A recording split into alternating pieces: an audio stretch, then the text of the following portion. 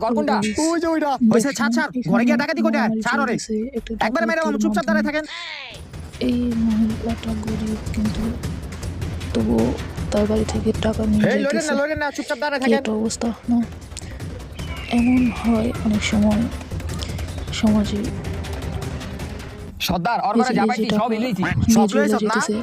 কি রে? আর একটা হাস্যকর এটা কি? ভিডিওর মাধ্যমে এগুলো সর্দার প্রকাশ এটা ওর ঘরে করতেছে। পইরা আছিল, লইয়া এগুলো পড়তেছে। যদি আসলে আপনার কোনো real কামে না। লাগে আমার আবার এটা কি কামে লাগবো? এই এটা মুরব্বি এটা কি দিয়ে কামে মানুষকে লাগে? আরে বাবা এক মাস বুঝাইতেছে আগে যে আমার পাওয়া এমন গেছিল হয়। তো তাহলে ডানছিলাম ভর দিয়ে আড়াল এর লেগা মাধ্যমে এই এটা দিয়ে পাও ভাঙার অনেক লইছে, কিছু আমার কি বুঝতে পাও পারি ভাঙছিনি? আমরা। আরে সর্দার আপনি যেই কাম কিছু করেন জানতে এই পারি। মধ্যে আপনার পাও ভেঙে যেতে পারে গা। এটা রাখেন কামে লাগবো। দেখছো কি দেখেন চিন্তা এখানে ভাবনা কত করে? কিছু এই ধর করা এটা, হইতেছে। এই মুরব্বি থাকেন। আয় এখন। এই দুইটা নিল না। এই এডি মাথায় এই যে এখন লুচকে। চলে বস্তায় যেতেছে। ঢুকা। ডাকাতি করা শেষ, এখন বাড়িতে চলে আয় যাবে। এখন। কত সুন্দর উপস্থাপনা হয়েছে।